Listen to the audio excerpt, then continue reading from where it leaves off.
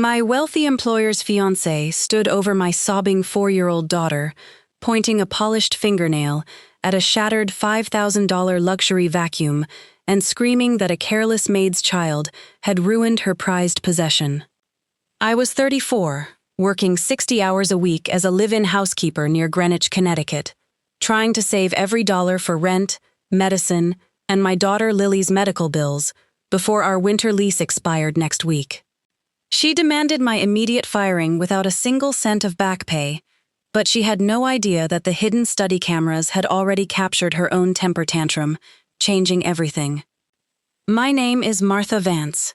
I'm 34 years old, living in a cramped basement apartment near Greenwich, Connecticut, working as a private housekeeper while trying to raise my 4-year-old daughter Lily entirely on my own. For 2 long years, I cleaned the sprawling estate of Arthur Harrison, a 72-year-old retired investor whose declining health kept him mostly confined to his quiet second-floor library, away from household disputes.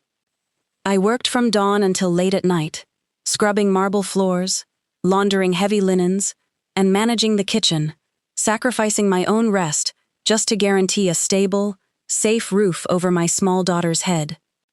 Every single paycheck went straight toward Lily's severe asthma medication, basic groceries, and the reliable old sedan parked in the gravel driveway that was our only physical bridge to a somewhat secure future. Arthur was always soft-spoken and deeply polite to us, frequently leaving small books for Lily and making sure my daily heavy duties never pushed my frail back past its absolute physical breaking point. Everything in the grand household began to shift 3 months ago, when his 35-year-old fiancée, Chloe Vance, moved into the mansion and immediately treated the domestic staff like worthless, invisible servants. Chloe complained about the dust, demanded fresh flowers every morning, criticized my clothing, and repeatedly reminded me that the moment Arthur passed away, my employment at the estate would instantly come to an end. Yesterday afternoon, Chloe brought home a custom $5,000 imported vacuum cleaner, proudly showing off its polished brass trim and boasting to the house staff that no ordinary person could ever afford it. She threatened to dock my meager weekly wages if I ever touched the delicate machine without her explicit personal permission, treating the expensive appliance like a museum display rather than a practical household cleaning tool. Later that evening, while Arthur slept quietly upstairs, I heard a loud, violent crashing noise coming directly from the main living room area, followed by sharp curses echoed down the long hallway. I rushed down the corridor with Lily trailing behind me, only to find Chloe standing beside the luxury machine, which lay broken on the hard mahogany floor, with its glass cylinder completely shattered. Chloe's face flushed bright red with sudden panic when she realized she had personally knocked the expensive unit off the marble step during a private, furious phone argument with her personal fashion designer. Instead of admitting her careless mistake, she spun around, pointed her trembling finger at my tiny daughter, and accused Lily of running through the room and deliberately knocking over the fragile cleaning machine. I immediately stepped between them, pulling my terrified, weeping child behind my back, and firmly explaining that Lily had been sitting at the kitchen table, eating dinner with me the entire time. Chloe refused to listen to reason, screaming hysterically that I was calling her a liar, demanding that I pack our personal belongings, and declaring that we were fired without a single penny. She seized my purse, confiscated my keycard, and physically shoved us out into the cold night rain, shouting that a thief and her destructive child had no legal right to linger on private property.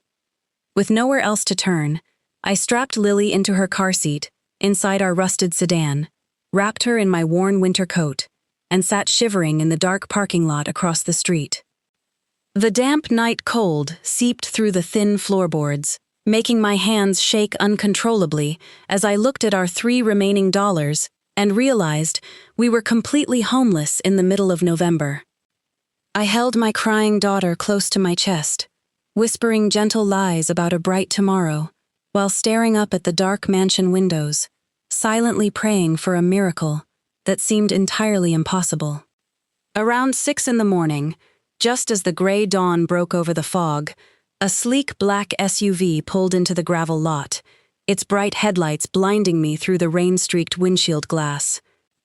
Arthur's elderly butler, Samuel, stepped out of the vehicle holding a warm thermal blanket and a thermos of hot tea, his weathered face showing deep concern rather than cold corporate indifference. He knocked softly on my car window, asking us to immediately return to the main estate because Arthur had woken up, discovered our sudden absence, and personally demanded an immediate full explanation. I hesitated, terrified of another public humiliation, but the sight of my shivering, coughing daughter made me realize that staying in the freezing car was no longer a viable physical option for us. When we walked back into the grand foyer, Chloe was already standing near the staircase wrapped in a silk robe, sipping coffee and looking smugly satisfied with our apparent, complete personal ruin. She raised her eyebrows in disgust, asking Samuel why he had dragged the fired servants back inside her home, threatening to call the local police if we did not leave the premises instantly. Before she could finish her harsh threat, Arthur's thick wooden cane thumped loudly against the upper landing, and the frail old billionaire slowly navigated the curved staircase down toward the crowded foyer. His eyes were cold and focused, completely lacking his usual weary exhaustion, as he held a small black memory drive firmly in his trembling right hand while glaring directly at his young fiancée. He quietly informed the room that 3 years ago, after a minor security incident, he had secretly installed discreet high-definition security cameras in every single public room throughout the entire historic mansion. Chloe's face instantly drained of all color, her confident posture dissolving in a split second as Arthur motioned for Samuel to connect the drive to the large wall monitor beside the doorway. The crystal-clear video footage began playing immediately, clearly displaying Chloe pacing the living room, screaming into her cell phone, and furiously kicking the vacuum cleaner down the mahogany stairs in a fit of rage. The audio recording captured her clear voice cursing loudly, followed by her deliberate decision to drag the broken pieces toward the kitchen door just seconds before Lily and I walked into the room. Arthur watched the footage in absolute silence, his jaw set firm, before turning his gaze toward Chloe, who was now stammering incoherent excuses about stress, miscommunication, and mistaken visual perspectives. He raised his hand, silencing her clumsy lies instantly, and quietly told her that her fake marriage arrangement, financial allowance, and residence at his estate were officially terminated effective that very second. Arthur then ordered 2 security guards to accompany Chloe up to her bedroom, allowing her exactly 10 minutes to pack her personal clothing before escorting her completely off the private property forever. As Chloe was led away in tearful disgrace, Arthur turned toward my daughter and me, his stern expression softening into a look of deep, ancient regret that I could not immediately comprehend. He gently asked me to sit down on the plush sofa, offering warm tea to Lily, while Samuel brought out a thick, leather-bound document file from the private wall safe inside the library. Arthur took a deep breath, looked straight into my eyes, and asked if my late father's middle name was Edward, a detail I had never once mentioned during my initial employment interview. My heart skipped a beat as I nodded, explaining that my father had passed away 15 years ago after spent his entire working life as an obscure, hard-working mechanic in northern Pennsylvania. Arthur closed his eyes briefly, a single tear tracing a deep line down his weathered cheek, as he opened the thick folder and revealed a faded, black-and-white photograph from 40 years ago. The photograph showed a young Arthur standing shoulder to shoulder with my father, both of them wearing grease-stained overalls beside a heavy piece of industrial machinery at an old steel manufacturing plant. Arthur softly explained that during his early, struggling days, an industrial accident had trapped him under heavy iron beams, and my father had risked his own life to pull him out. My father had never spoken about his quiet heroism, choosing instead to live a humble, unpretentious life, while Arthur eventually built a massive financial empire through fortunate real estate investments over decades. Arthur confessed that he had been searching for my father's family for over 10 years, But an administrative name change during my parents' divorce had erased our direct paper trail completely. It was only when Samuel reviewed my Social Security employment forms following the vacuum incident that Arthur finally realized the daughter of his savior was working as his underpaid maid. Arthur adjusted the leather folder in his trembling hands, declaring that 30% of his estate was already locked into a binding educational trust for Lily's complete future schooling and medical care. Chloe screeched that an uneducated maid and a 4-year-old child had no legal right to steal her promised inheritance, but the security team firmly blocked her from stepping any closer to the desk. Samuel stood calmly beside the heavy mahogany door, holding her packed designer suitcases, while 2 uniformed officers waited outside to escort the disgraced woman off the private Greenwich estate forever. As Chloe was led away down the rain-soaked drive in tears, Arthur turned toward us with a deep, weary sigh and asked me to sit down on the soft leather sofa. He explained that my late father, Edward Vance, had spent 4 decades working as a humble mechanic in northern Pennsylvania, without ever boasting about the life he saved 40 years ago. During a catastrophic equipment failure at an old steel manufacturing plant, my father had crawled under 2 tons of falling iron beams to drag a young Arthur Harrison to safety. Arthur took a deep breath, showing me the faded black-and-white photograph of 2 young men standing in grease-stained overalls, their arms wrapped around each other's shoulders in quiet camaraderie. He confessed that he had spent over a decade searching through legal databases and public records to locate Edward's surviving family, but my parents' divorce had effectively erased our paper trail. It was only when Samuel reviewed my standard employment forms following the vacuum incident that the old billionaire finally realized his savior's daughter was scrubbing his mansion floors for minimum wage. Arthur placed his weathered hand over mine, softly promising that no child of Edward Vance would ever spend another freezing night shivering inside a broken sedan or worrying about basic survival. He immediately signed a revised legal codicil, granting me full title to a charming 3-bedroom guest house on the estate edge, along with a permanent managerial role overseeing his charitable foundation. For the first time in 4 grueling years, the crushing weight of unpaid medical bills, impending lease expirations, and constant fear vanished completely from my exhausted heart. Lily sat quietly on the thick rug, smiling happily as she sipped her warm tea, completely unaware that her mother's quiet suffering had finally come to a dignified, life-changing end.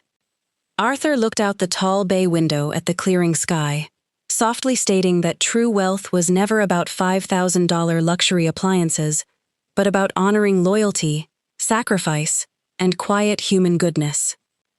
I hugged my small daughter tightly to my chest, staring at the bright morning sunlight breaking through the storm clouds, knowing our long nightmare was officially over forever. Arthur smiled warmly as Samuel brought in a silver tray with fresh breakfast rolls, insisting that my daughter and I take all the time we needed to rest and settle in. He pointed out that the guest house was already fully furnished and heated, complete with a bright, sunny bedroom that Lily could claim as her very own playroom starting today. My daughter's eyes lit up with pure joy as she asked if she could keep her small collection of picture books on the low wooden shelves beside the big window. Arthur chuckled softly, telling her that every single book in his massive second-floor library was now hers to explore whenever she pleased, without anyone ever scolding her again. I looked down at my worn, calloused hands, still barely able to process how quickly our terrifying night in the rain had transformed into total security and peace. Arthur explained that his charitable foundation focused on providing medical grants for low-income families, and he wanted me to lead the administrative review team starting next month. He assured me that my annual salary would easily cover all of Lily's specialist appointments, high-grade asthma medications, and any future educational expenses without a single moment of stress.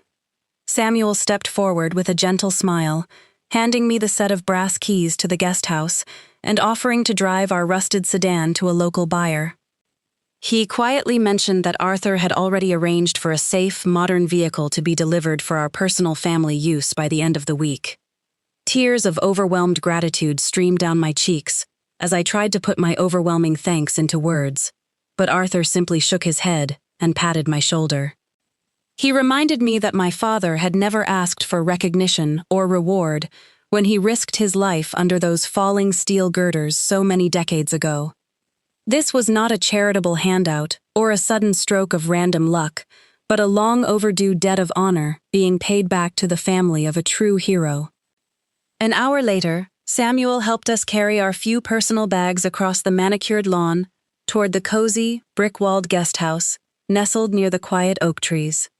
The air inside was warm and smelled of fresh pine, with large glass windows overlooking a beautiful, serene garden that felt worlds away from our cramped basement apartment.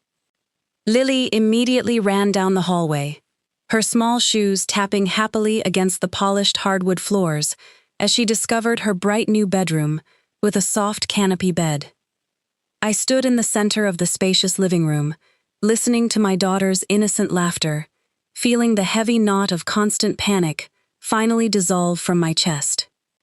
For years, I had believed that quiet endurance and endless hard work would go completely unnoticed in a world driven by arrogance, wealth, and cruel entitlement. Seeing Chloe standing in the rain with her packed bags while we stepped into a safe, dignified future proved that justice and truth still had a place in this world. Later that afternoon, Arthur visited the guest house carrying a small wooden box filled with my late father's old military medals and forgotten personal letters from their youth. We sat together by the fireplace for hours, sharing fond memories of the quiet, hard-working mechanic who had shaped my life and saved Arthur's so many years ago. Arthur listened intently as I described my father's gentle lessons about honesty, self-respect, and never lowering one's head no matter how difficult the circumstances became. He nodded in deep agreement, remarking that those exact qualities were clearly visible in the way I had protected my daughter during Chloe's vicious false accusations.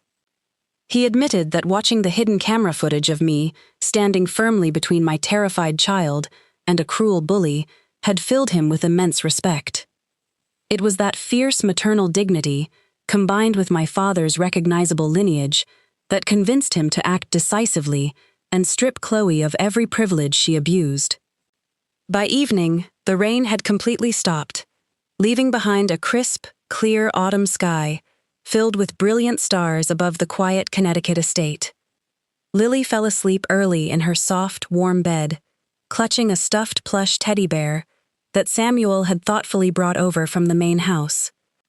I sat on the front porch with a warm cup of coffee, breathing in the cool night air without the agonizing fear of where we would sleep tomorrow. Our 3 remaining dollars were still in my coat pocket, a permanent physical reminder of how close we had come to absolute, hopeless ruin in the dark. Yet here we were, safe, valued, and sheltered under the protection of a promise made 40 years ago between 2 hard-working young men in grease-stained overalls.